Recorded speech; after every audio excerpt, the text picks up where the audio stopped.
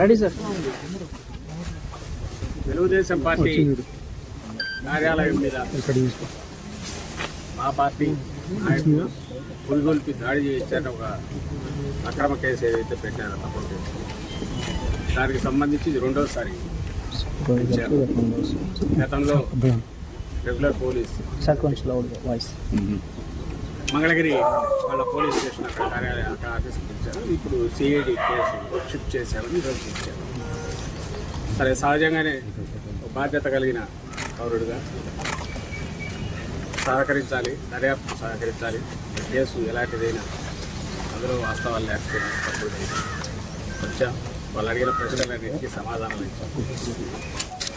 గతంలో కూడా చెప్పాము. అప్పుడు యాక్చువల్గా అప్పుడు బై ఎలక్షన్ జరుగుతున్నందువల్ల నేను ఇక్కడ లేను.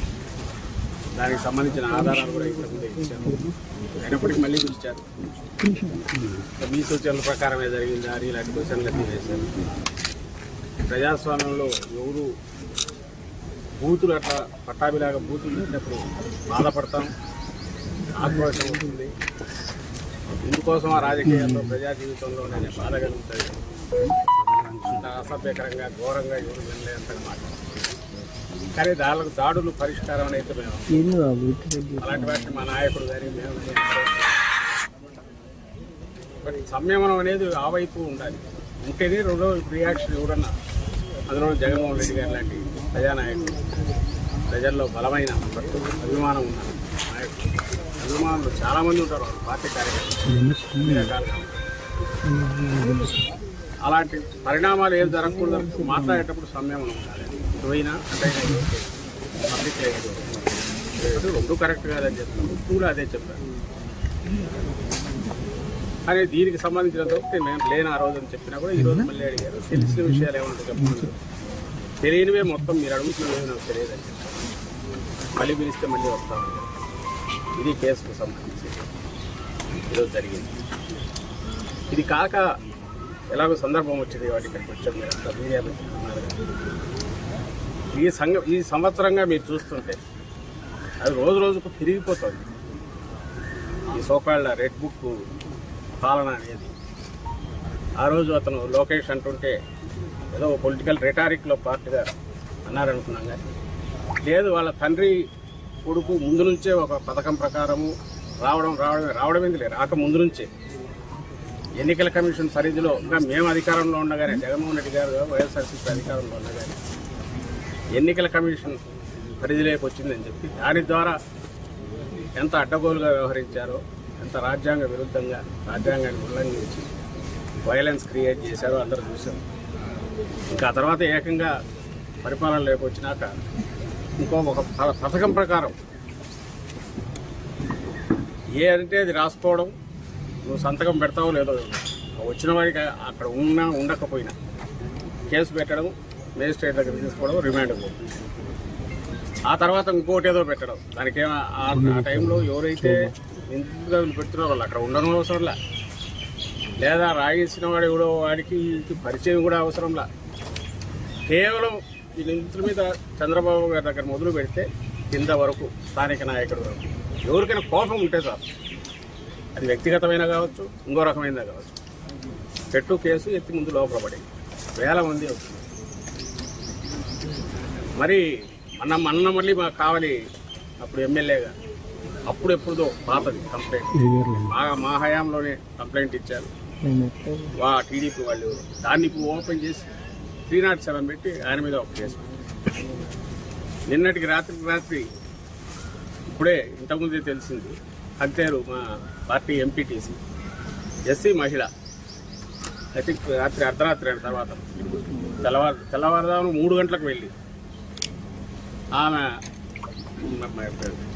దుస్తులు మార్చుకుని వస్తాను, నైటీలో ఉన్నానంటే వినకుండా బలవంతంగా 20-30 మంది వచ్చి అలాగే ఆమె నైటీలో ఉన్న ఆమెను తీసుకెళ్లి, మహిళని కూడా చూడకుండా తీసుకెళ్లేసి వేశారు. ఇప్పుడు ఐ థింక్ కోర్టులో పెట్టినట్టున్నారు అనుకుంటా, పెట్టబోతుంది. చట్టం క్లియర్గా చెప్తుంది, చీకటి పడిన తర్వాత కానీ ఇంకో రకం కానీ మహిళల విషయంలో ఎట్లా వ్యవహరించాలనేది క్లియర్ కట్ ప్రొసీజర్ ఉంది, ఇన్స్ట్రక్షన్స్ ఉన్నాయి, గైడ్ లైన్స్ కాదు, స్పెసిఫిక్ ఉన్నాయి, సుప్రీంకోర్టు ఆర్డర్స్ ఉన్నాయి. అంటే టెర్రర్ క్రియేట్ చేస్తున్నారు, రాజ్యాంగాన్ని వాడుకొని టెర్రర్ క్రియేట్ చేయడం. వ్యవస్థీకృతమైన టెర్రర్, రాజ్యాంగం వాడుకొని మిస్యూజ్ చేసి టెర్రర్ క్రియేట్ చేయడం ఇంత పథకం ప్రకారం. ఎప్పుడో 70s లాటిన్ అమెరికన్ కంట్రీస్లో వినేవాళ్ళం నియంతల పాలనలో. అంతకుముందు ఎక్కడ జర్మనీలో అక్కడ చదువుకునేవాళ్ళం. ఇప్పుడు మోడర్న్ ఆధునికంగా తయారైన మన రాజ్యాంగం దీంట్లో కూడా దీన్ని మిస్యూజ్ చేయొచ్చు, ఎంతవరకు వెళ్ళొచ్చు అనేది చంద్రబాబు నాయుడు గారు ఆయన ప్రభుత్వం తెలుస్తుంది. ఈ కేసు రాత్రి చెప్తారు, అర్ధరాత్రి ఎందుకు పోవాలి, వద్దన పోవాలి, నిజంగా నువ్వు కేసు ఉంది అనుకున్నావు. అది కూడా జరిగింది, పిల్లలకు సంబంధించిన ఏదో జరిగింది. వీళ్ళు పెట్టిన కేసు తీసుకోలేదు, ఎస్సీ కేసు. అటువైపు నుంచి పెట్టిన వాళ్ళ కేసు మాత్రమే తీసుకొని వీళ్ళని అరెస్ట్ చేసి న్యాయాలు పక్కన పెడితే ఒక మహిళతో ఎట్లా డీల్ చేయాలనేది కూడా చేయలేదంటే వీళ్ళు ఎక్కడికి దిగజారిపోతున్నారు. కేవలం ఒక రౌడీలు ఎట్లా బిహేవ్ చేస్తారో, మేము ఇదిగో దౌర్జన్యం చేస్తాం, మేము దౌర్జన్యం చేస్తామనే విషయం తెలిసి భయపడాలి మీరందరూ అని చెప్పడానికే ఇవన్నీ చేస్తున్నారేమో అని అనిపిస్తుంది. మా నాయకుడు చెప్తున్నట్టు కాలం ఎలాగో ఎప్పుడు ఇలాగే ఉండదు. ఈ పద్ధతిలో జగన్మోహన్ రెడ్డి గారు పోయి అసలు ఐ డోంట్ థింక్ ఇప్పుడు తెలుగుదేశం పార్టీ అనేది ఇలా ఉండేదని కూడా అనుకోవాలి. కానీ అట్లా అనుకోలే ఆయన. కానీ ఇప్పుడు వీళ్ళు చూపిస్తున్నారు ఎట్లా చేయొచ్చు అనేది. ఇది ఒక్కసారి ఇది మొదలు పెడితే ఎక్కడికి దారిపో జగతీస్తుంది అనే విషయం ఎందుకు ఆలోచించట్లేదో నాకు అర్థం కావట్లేదు. రేపు మళ్ళీ అధికారం మారి మేము వచ్చిన తర్వాత ఇదే పని మొదలు పెడితే ఎట్లా ఉంటుంది? మీరు ఏ రిమాండ్ రిపోర్ట్ దీన్నన్నా చూడండి, రిమాండ్ రిపోర్ట్ ఏ కన్ఫెషన్ అన్నా చూడండి. మీడియా వాళ్ళని రిక్వెస్ట్ చేస్తున్నాం, తెప్పించుకొని చూడండి. దాంట్లో ఏమీ అసలు సంబంధం ఉండదు. మీరు నిందితుడిగా చేర్చిన వాడికి కానీ కన్ఫెషన్ తీసుకున్నవాడు కానీ ఒక పరిచయం కూడా ఉండదు. అయినా సరే తీసుకుంటాం. రాసేయడం 11 ఏళ్ల క్రితం పోసాని కృష్ణమూర్తి అయితే 10 ఏళ్ల క్రితం ఉంటాయి, 9 ఏళ్ల క్రితం ఆ కామెంట్ తీసి ఇప్పుడు ఎవరికో బాధ కలిగిందంటే ఎత్తి లోపల పడేసి రాత్రి రైలు తీసుకుంటాం. ఇలాంటి వర్ష పెడితే అన్నీ అలాంటివే. మరి ఎక్కడికి దారి తీయాలనుకుంటున్నారో, ఎక్కడికి దారి తీయించదలుచుకున్నారో అర్థం కావట్లేదు. దయచేసి ఇప్పటికైనా వాళ్ళు మానుకోగలిగితే. నువ్వు వేస్తున్న విత్తనం మామూలు చాలా ప్రమాదకరమైంది. దీని నుంచి వచ్చే చెట్టు భయంకరంగా ఉంటుంది. అది అంటే వ్యవస్థలను ఇంతగా దుర్వినియోగం చేసి చేయడం మొదలు పెట్టాక ఇది ఇక్కడతో ముందుకు పోయి దానివల్ల కలిగే దుష్పరిణామాలు ఎవరుంటాయి దానికి పూర్తిగా చంద్రబాబు నాయుడు గారు బాధ్యత వహించాల్సి వస్తుంది. రెండవది, నిన్న ఏదో లిక్కర్ స్కామ్ అదొక తప్పుడు కేసు. ఆ విషయంలో మన సాక్షి పత్రిక సంపాదకుడు ఎడిటర్ ధైర్య ఎడిట్కి అంటే దానికి లిమిట్స్ కూడా లేవు. ఎక్కడికి వెళ్తున్నాము, మీడియా అనే దానికి ఉన్న మనం ఇస్తున్న ఒక మంచి ఒక పొజిషన్ కానీ పవిత్రమైన దీన్ని కానీ దాన్ని కూడా దృష్టిలో పెట్టుకోవటం. పోయింది కూడా దేనికి? ఇంకొక ధనంజయ రెడ్డి ఆయన కృష్ణమోహన్ రెడ్డి అక్కడ ఉంటారని ఎందుకుంటారు?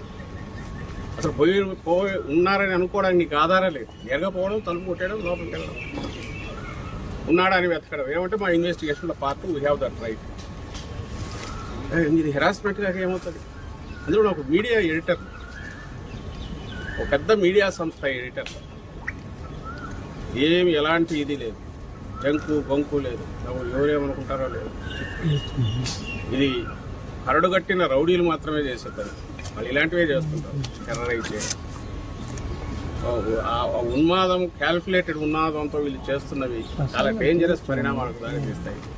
అది ఎందుకు గుర్తించట్లేదో చంద్రబాబు నాయుడు లేదా ఆయన కొడుకు ఎందుకు గుర్తించట్లేదో.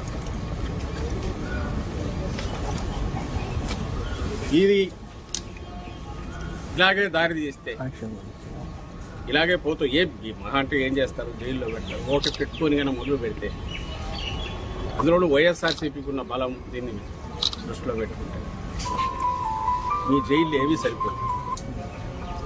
దీనివల్ల ఎవరు భయపెట్టలేరు.